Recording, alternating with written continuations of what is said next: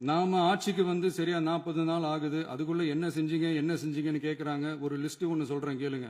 பெண்கள் பாதுகாப்புக்காக சிங்கப்பெண் சிறப்பு படை, 200 யூனிட் வரை கட்டணமில்லா மின்சாரம், போதைப் பொருள் ஒழிப்புக்காக தனிப்படை, குறுவை நெல் சாகுபடியை ஊக்குவிப்பதற்காக 134.83 கோடி சிறப்பு தொகுப்பு திட்டம், வழிபாட்டு தலம், ஸ்கூல், பஸ் ஸ்டாண்டுன்னு அதுக்கு பக்கத்தில் இருக்கிற 717 மதுபான கடைகள் மூடப்பட்டன. அங்க வேலையில் இருந்தவர்களுக்கு வேறு கடைகளில் வேலை, கவனிக்கப்படாமல் விடப்பட்ட அம்மா உணவகங்கள் புதுப்பிக்கப்பட்டன. பத்திரப்பதிவு துறையில் பகல் கொள்ளைக்கு ஃபுல் ஸ்டாப் வைக்கப்பட்டுள்ளது. வருகையில்லா ஆவண பதிவு முறை கொண்டுவர உத்தேசிக்கப்பட்ட செயல்பாட்டில் உள்ளது.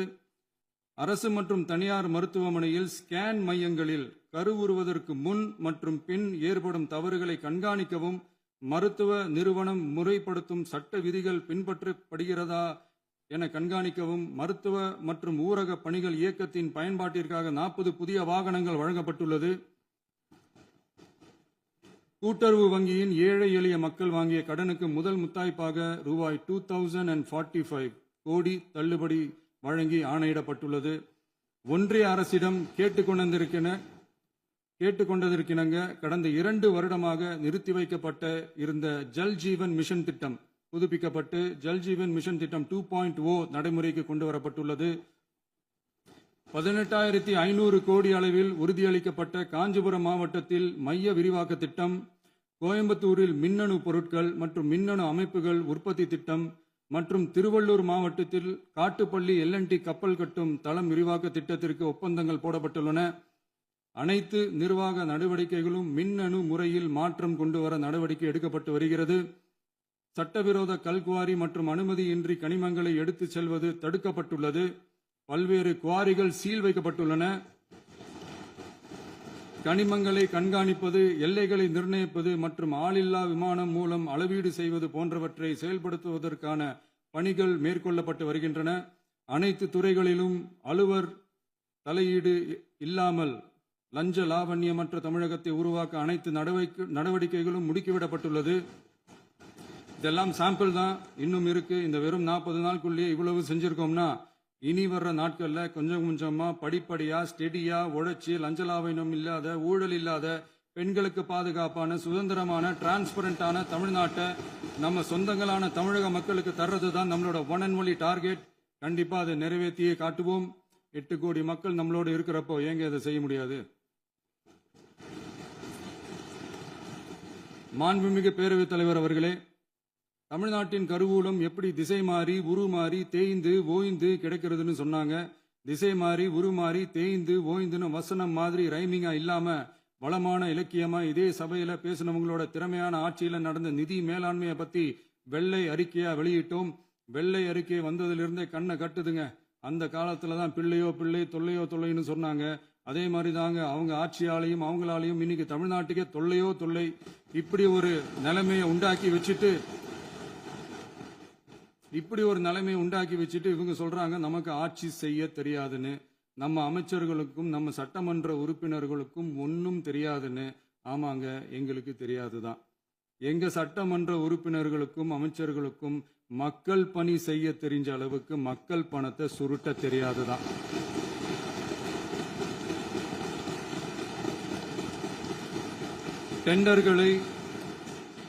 டெண்டர்களை முறைப்படுத்த தெரிஞ்ச அளவுக்கு அதோட ரேட்டை உயர்த்தி ஊழல் செய்ய தெரியாதுதான். பதவி உயர்வு வழங்கவும் பணி இடமாற்றம் கலந்தாய்வு நடத்தவும் தெரியுமே தவிர பதவி உயர்வுக்கும் பணியிட மாற்றத்திற்கும் பணம் பறிக்க தெரியாதுதான். புதிய பணியிடங்கள் உருவாக்க தெரியுமே தவிர அந்த பணியிடங்களை பணத்துக்கு விற்க தெரியாதுதான். கோயில்கள்ல நடக்கிற நிர்வாக சீர்கேட்டை தடுக்க நீங்க பேசுங்க, நீங்க கண்டிப்பா பண்ணுங்க. கோயில்கள்ல நடக்கிற நிர்வாக சீர்கேட்டை தடுக்க தெரியுமே தவிர கோயில் பணத்தை கொள்ளையடிக்க தெரியாதுதான். தங்கத்தை உருக்கி தாரை வார்க்க தெரியாதுதான். கனிம வளத்தை பாதுகாக்க தெரிஞ்ச அளவுக்கு கனிமத்தை வித்து கொள்ளையடிக்க தெரியாதுதான். அரசு வருமானத்தை அரசு கஜானாவுக்கு மாத்த தெரிஞ்ச அளவுக்கு அந்த பணத்தை தனிப்பட்ட கஜானாவுக்கு மடை மாத்த தெரியாதுதான். போதை கலாச்சாரத்தை தடுக்க தெரிஞ்சவங்களுக்கு போதை கலாச்சாரத்தை வளர்க்க தெரியாதுதான். நம்ம குடும்பத்தில் இருக்கிற பாட்டி, அம்மா, அக்கா, தங்கச்சி, குழந்தைங்களை, பெண்களை மதிக்க தெரிஞ்சவங்களுக்கு ஓசி பஸ், 1000 ரூபாய் கேஸ், இப்படிலாம் பேச தெரியாதுதான். எங்க உறுப்பினர்களுக்கும் அமைச்சர்களுக்கும் மக்கள் சேவை தெரிந்த அளவிற்கு சுயநல தேவையை செஞ்சிக்க தெரியாதுதான்.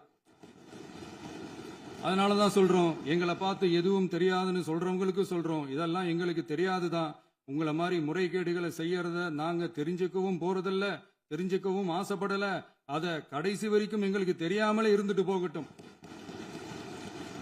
அதனால நாங்களும் எங்க மக்களும் வெரி வெரி ஹாப்பி தான். மாண்புமிகு பேரவைத் தலைவர் அவர்களே, எதிர்ப்பவர்கள் எதிர்க்கட்சி என்பதற்காக எங்கள் ஆட்சி மீது 1000 பழி போடலாம். ஆனாலும் தமிழக மக்களுக்கு உண்மையை உணர்த்த வேண்டியது நம்மளோட கடமை. மின்வெட்டை பொறுத்தவரை தமிழ்நாடு மின்மிகை மாநிலமாக இருந்தாலும் கடந்த காலங்களில் ஏற்பட்ட நிர்வாக குளறுபடிகளும் மின்சார சாதனங்கள் மற்றும் மின் மாற்றிகளில் ஏற்படும் பழுதாலும் வேண்டுமென்றே சிலரின் நடவடிக்கைகளாலும் இந்த மின்வெட்டிற்கு காரணமாக உள்ளது. மின் விநியோக மீட்பு நடவடிக்கைகளை ஒருங்கிணைப்பதற்காக எதிர்பாராமல் இரவு நேரங்களில் ஏற்படும் மின் தடங்களை விரைந்து சரி செய்வதில் 10 உயர்மட்ட கண்காணிப்பு குழுக்கள் மற்றும் 125 சிறப்பு மின் தடை நீக்க ரோந்து வாகனங்கள் வழங்கப்பட்டு 24 மணி நேரமும் கண்காணிக்கப்படுகிறது. கூடுதலாக தற்போது 77 புதிய மின் தடை நீக்க மையங்களும் உருவாக்கப்பட்டுள்ளன. விரைவில் இந்த மின்வெட்டு நிலைமை அறவே நீக்கப்படும். மாண்புமிகு பேரவைத் தலைவர் அவர்களே, நம்ம விவசாயிகள் எல்லாரும் நம்மளை நல்லா புரிஞ்சுக்கிட்டு தமிழக வெற்றி கழகத்தை ஏத்துக்கிட்டாலும் எதிர்க்கட்சிகளோட தூண்டுதலால சில இடங்கள்ல சில போராட்டங்கள் நடக்குது. எதிர்க்கட்சிகள் என்னதான் சித்து வேலை செஞ்சாலும் விவசாய பெருமக்கள் எல்லாரும் நம்ம ஆட்சி அவங்களுக்கான ஆட்சி தான் நல்லா புரிஞ்சுதான் வச்சிருக்கிறாங்க. இந்த வருஷம் எல்னினோ விளைவா எப்பவும் இருக்கிறத விட இந்த டைம் மழை குறையுங்கிறதையும் நம்ம விவசாயிகள் உணர்ந்துதான் இருப்பாங்க. இருந்தாலும் நம்ம அரசு நம்ம விவசாயிகளோட வாழ்வாதாரத்துக்காக பக்கபலமாகவும் உறுதியாகவும் துணை நிற்கும்ங்கிறத தெரிவிச்சுக்கிறோம். நம்ம தமிழகத்தில் ஏற்கனவே நடந்த அதி அற்புதமான சூப்பரான நிர்வாக திறன் கொண்ட 50 வருஷ அரசியல் அனுபவம் கொண்ட 2.0, 3.0, 4.0 பல 0.0 மாடல் ஆட்சி நடத்த கனவு கண்டவங்களோட அட்டகாசமான ஆட்சிக்காரங்க பல்வேறு விதமான நிதி நெருக்கடியை நம்ம மக்களுக்கும் நமக்கும் பரிசா கொடுத்துட்டு போய் இருந்தாலும் கூட்டுறவு வங்கிகளின் மூலம் 75,000 வரை பயிர்கடன் பெற்று குறு சிறு இதர பெரு விவசாயிகளுக்கு 100% முழுமையான பயிர்கடன் தள்ளுபடியும் 75,000க்கு மேல் கடன் பெற்றவர்களுக்கு குறைந்தபட்சமாக 35,000 பண பயன் கிடைக்கும் அளவிற்கு மொத்தம் 14,43,504 விவசாயிகளுக்கு ரூபாய் 5,932.23 கோடி பயிர்கடன் தள்ளுபடி வழங்கப்பட்டுள்ளது. மாண்புமிகு பேரவைத் தலைவர் அவர்களே, நாம ஒன்றியத்தில் கூட்டுறவு கூட்டாட்சி, மாநிலத்தில் சுயாட்சி என்ற கொள்கையை கொண்டவங்க தான் ஏற்கனவே அறிவிச்சிருக்கிறோம். தற்போதைய ஒன்றிய அரசு சார்ந்த கட்சியுடன் அரசியலில் கொள்கை அளவில் நேர் எதிராக நிற்கிறவங்க தான் நாம. அதே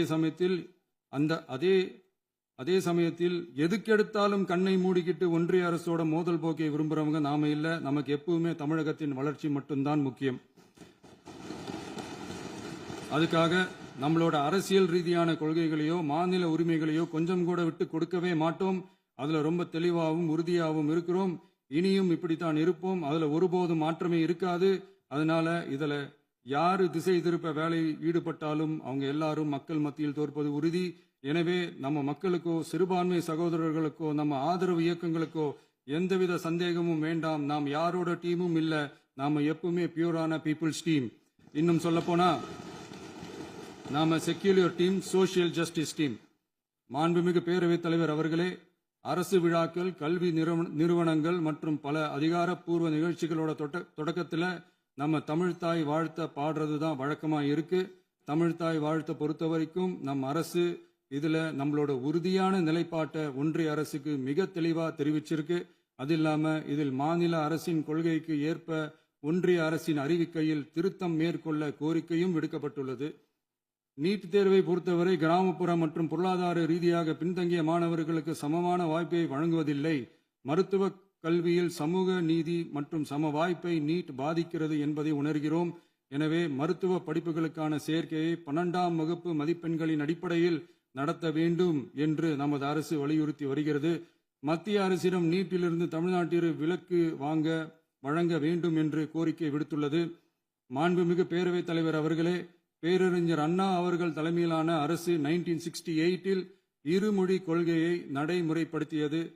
தமிழ் ஆட்சி மொழி, தமிழ் மொழியை பாதுகாப்பது, மாணவர்களுக்கு ஆங்கிலத்தின் மூலம் உலக அளவிலான வாய்ப்புகளை வழங்குவது, எந்த ஒரு மொழியையும் கட்டாயமாக திணிப்பதை தவிர்ப்பது மற்றும் எதிர்ப்பது, நிலத்தின் மொழி மற்றும் பண்பாட்டு அடையாளத்தை பேணுவது என்பதை நம் தமிழக வெற்றிக் கழக ஆட்சி ஏற்றுக்கொண்டுள்ளது. எனவே தமிழ்நாட்டில் தமிழ் ஆட்சி மொழி மற்றும் இருமொழி கொள்கை என்பதில் நமக்கு மாற்று கருத்தே இல்லை.